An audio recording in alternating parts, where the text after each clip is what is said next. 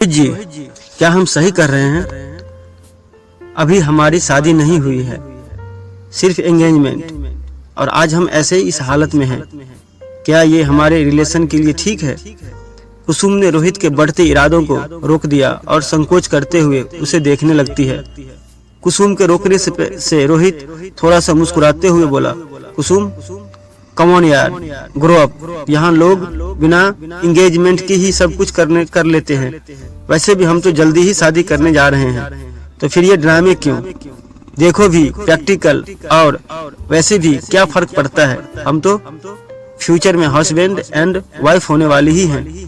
कुसुम ने अब नजरें झुकाई और बोली, हाँ पर कुछ नहीं, देखो बाहर मौसम कितना सुहाना है, इस रोमांटिक पल को एंजॉय करो। रोहित ने कमरे की खिड़की से बाहर इशारा किया तो कुसुम की नजरें खिड़की पर गई। बाहर हो रही बारिश और तेज हवाओं के झोंकों को महसूस करने लगी। रोहित ने मौके का फायदा उठाते हुए अपने दोनों हाथों में कुसुम का चेहरा भर लिया, उसकी आंखों में देखते हुए माथे पर किस कर दिया। एक स्त्री को जीतने के लिए सबसे पहले उसका भरोसा जीतना अनिवार्य होता है। कुसुम भी यहाँ अपना भरोसा हार चुकी थी और ये काम रोहित को बखूबी आता है।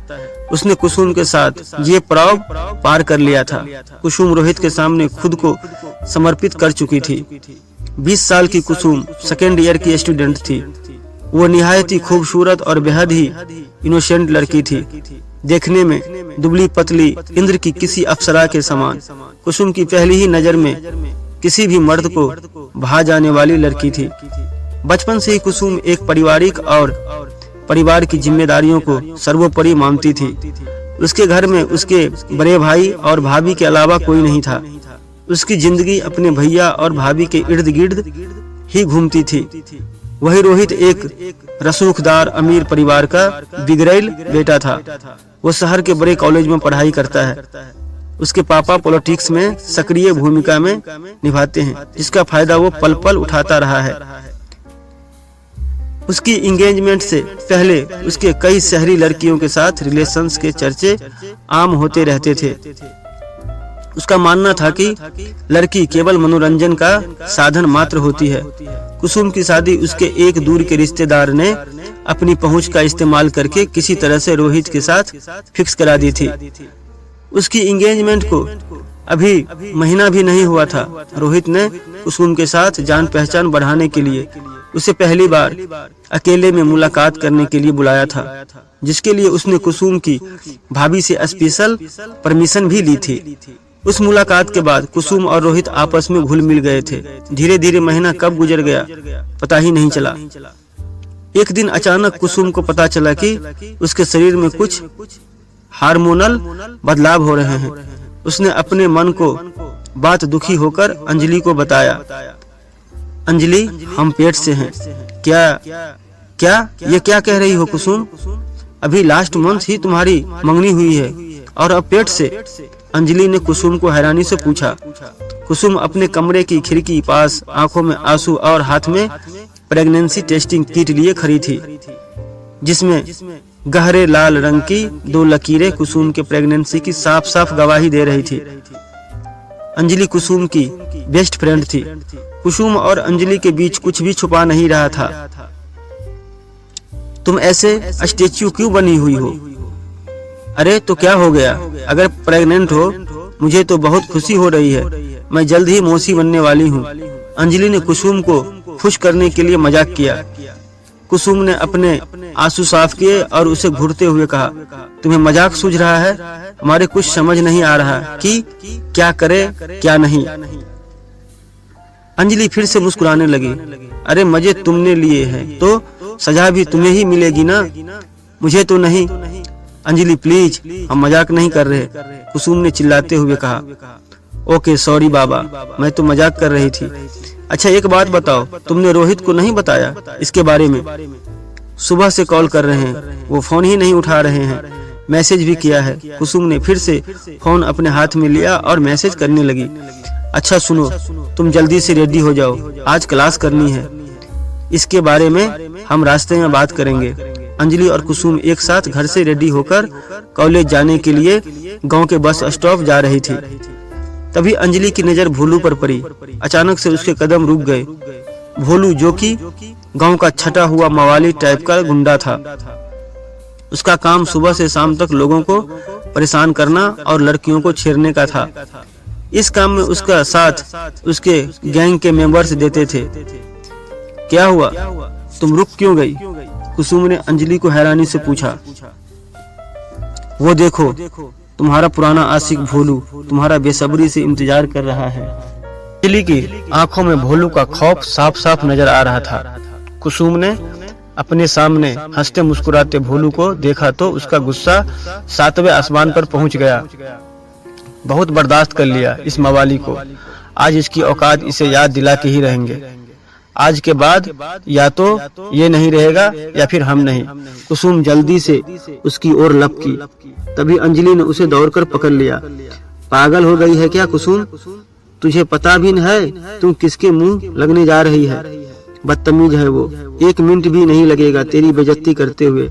चल रहने दे, हम आगे वाले बस स्टॉप से बस पकड़ लेंगे। कुसुम अभी भी भोलू को ही घूर रही थी। भोलू भी समझ गया था कि आज कुसुम कुछ उखड़ी हुई लग रही है। तभी भोलू का एक दोस्त आगे आया और जोर से हंसते हुए बोला, भाई वो देखो तुम्हारा आइटम कल्टी मार के जा रहा है। ओए चिरकुट, तू जरा अपनी जुबान पर ताला मार, इसे थोड़ी देर के लिए रेस्ट दे। वो कहीं नहीं जाएगी, वो सुन के पास ही आएगी क्योंकि वो अपुन की बंदी है। भोलू ने हल्की सी चपट मारते हुए कहा, भाई तू अपुन को मार ले, लेकिन वो देख तेरी वाली तो गई।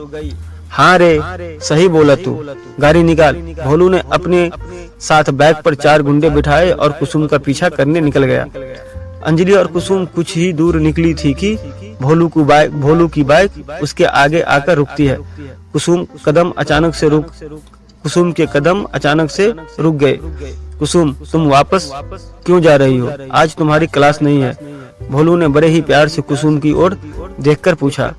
नहीं है तुमसे मतलब? कुसुम ने चीखते हुए भोलू की बात का जवाब दिया। चीखो मत, चुपचाप रास्ता बदलो और निकलो यहाँ से। अंजलि ने कुसुम का हाथ पकड़ के धीरे से फुसफुसाते हुए खींचा। अब ये दोनों रास्ता बदल के वहाँ से जाने लगी, लेकिन भोलू जैसा ढीठ इंसान इतनी जल्दी समझने वाला नहीं था। उसने फिर से अपनी बाइक घुमा के कुसुम के आगे खड़ी कर दी। देखो भोलू, मैं तुम्हें लास्ट बार कह रही हूँ, मेरा पीछा करना छोड़ दो वरना। कुसुम ने भोलू को उंगली दिखाकर कहा। एक मवाली हंसते हुए भोलू से बोला, भाई ये तो उंगली दिखा रही है, तुम कहो तो इसकी ये उंगली काट दूं। भोलू ने उस मवाली को 4-5 थप्पड़ रसीद करके कहा, सोचना भी मत, कुसुम को जो करना है कर सकती है, आखिर हमारी मोहब्बत है वो। कुसुम भोलू को घृणित नजरों से देख रही थी। कोई बात नहीं कुसुम, हम तुम्हारी ये गलती भी माफ कर रहे हैं, वरना तुम हमारा रौद्र रूप तो जानती ही हो। क्या कर लोगे? हाँ बोलो, क्या कर लोगे? मैं चिल्ला चिल्ला के पूरे गांव को बता दूंगी कि तुम मेरा पीछा करते हो और मुझे परेशान करते हो। पुलिस में भी बताऊंगी। कुसुम का गुस्सा आज फट पड़ा था। कुसुम उसे खरी खोटी सुना रही थी और भोलू मुस्कुराए जा रहा था। तभी अंजलि उसे पकड़ के खींच ली जाती है। मवाली आखिर समझता क्या है अपने आप को। ठीक है जाओ, आज तुम्हें लेट हो रहा है, कल मिलते हैं। भोलू ने मुस्कुराते हुए हाथ हिला के बाय कहा। तभी अंजलि ने उसे शांत कराते हुए कहा, चल शांत हो जा, कम से कम आज के लिए तो जान बची। वे दोनों कुछ ही कदम आगे चली थी कि कुसुम का फोन रिंग करने लगा। कुसुम ने देखा तो कॉल रोहित कर रहा था। उसने पिक किया और बोली, रोहित जी, हम कब से आपको कॉल कर रहे हैं और आप हैं कि एक बार भी उत्तर नहीं दे रहे हैं। ओहो, क्या हुआ मेरी जान को, इतना क्यों घबरा रही है? वो दरअसल हम पॉलिटिक्स वाले लोग हैं, हो जाते हैं कभी कभी बिजी। बताओ क्या हुआ? रोहित ने कुसुम की बातों को कैजुअली लेते हुए पूछा। हम आपसे मिलना चाहते हैं, कल सुबह गांव के बाहर वाले बस स्टॉप पर आना, हम वहीं मिलेंगे। अरे वाह, आपको मिलना है और हमसे? ये तो खुशी की बात है, पर यूं बस स्टॉप पर क्यों? किसी होटल में मिलेंगे, इसी बहाने कुछ 2-4 प्यार मोहब्बत की बातें भी हो जाएगी। रोहित की बातों से उसके मंसूबे साफ समझ में आ रहे थे। लेकिन कुसुम इस बार ऐसा वैसा कोई भी कांड करने वाली नहीं थी। उसे तो अपनी प्रॉब्लम के बारे में रोहित को विस्तार से बताना था। नहीं रोहित जी, हमारे पास इतना वक्त नहीं होगा। हम कॉलेज जाते वक्त आपसे कुछ देर बात करना चाहते हैं। प्लीज हमारी बात मान लो। ठीक है, हम तुम्हारी सारी बातें मानेंगे, पर एक बात तुम्हें भी माननी होगी। ठीक है, हम कल मिलते हैं, सेम टाइम पर, बाय। कुसुम सारी रात इस कस्माकस में सो नहीं पाई कि वो रोहित को अपने प्रेगनेंसी के बारे में कैसे बताएगी। पता नहीं रोहित क्या सोचेगा, पता नहीं भरोसा करेगा भी या नहीं, कहीं वो मुझे गलत न समझने लग जाए, और पता नहीं क्या क्या ख्याल रात भर उसे परेशान करते रहे। अगली सुबह कुसुम कॉलेज जाने के लिए रेडी हुई। ब्रेकफास्ट करने के बाद वो घर से निकल गई, कहीं भोलू आज फिर न मिल जाए। यही सोचते हुए कुसुम चौकन्नी होकर चलती जा रही थी।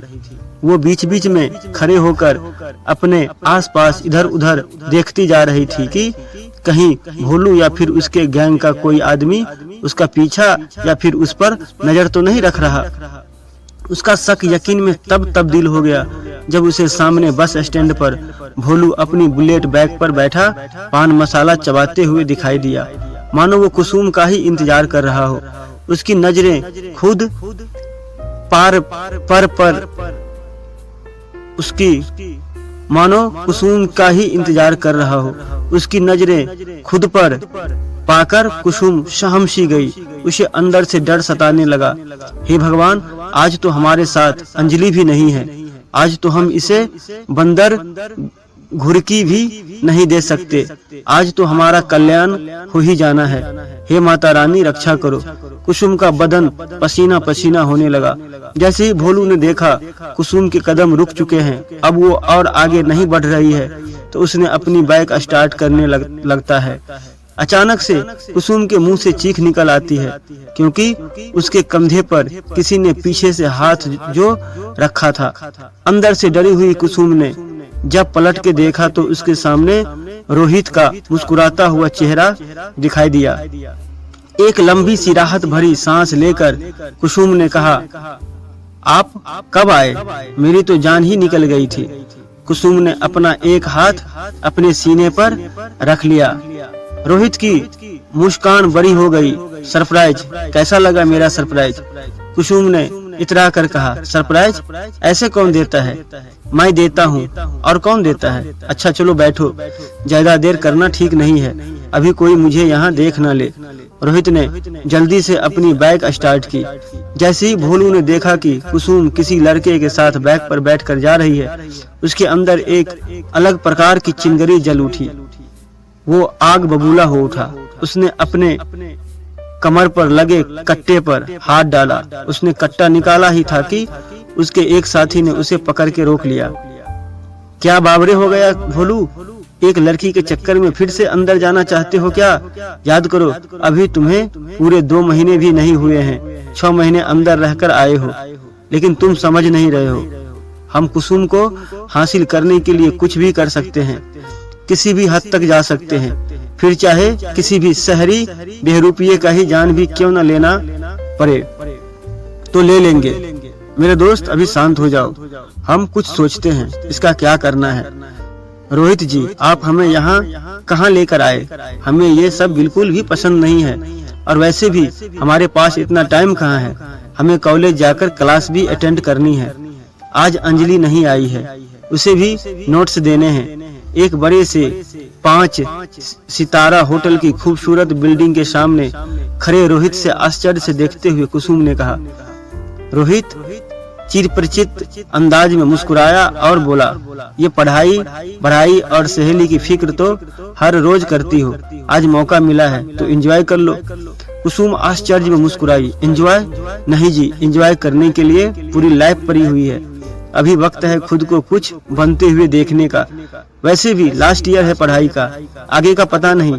आप हमें मौका देंगे या नहीं? रोहित ने बिना किसी झिझक के कुसुम के गाल पर अपना हाथ रखा और प्यार से सहलाते हुए कहा, कैसी बात कर रही यार? तुम जहाँ तक चाहो अपनी पढ़ाई जारी रख सकती हो। हमारे घर में एजुकेशन को बढ़ावा दिया जाता है। रोहित की बात सुन के कुसुम के चेहरे पर चमक और मुस्कान आ जाती है, लेकिन अगले ही पल उसके फेस पर मायूसी छा जाती है। क्या हुआ तुम्हें? उदास क्यों हो गई?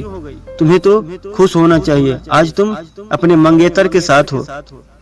रोहित ने कुसुम का हाथ पकड़ा और होटल के अंदर जाने लगा।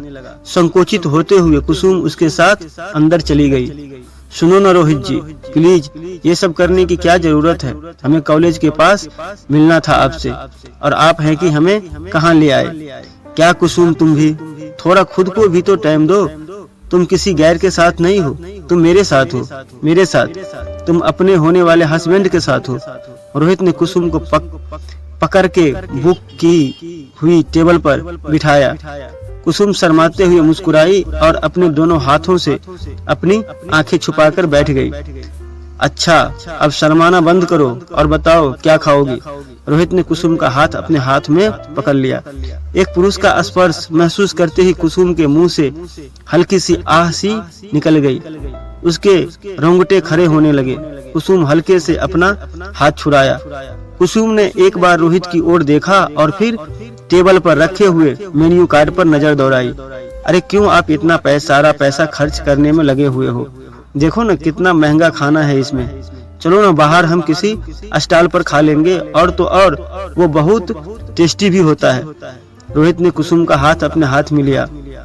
तुम महंगे सस्ते की टेंशन मत लो, मेरे लिए कुछ भी नहीं है।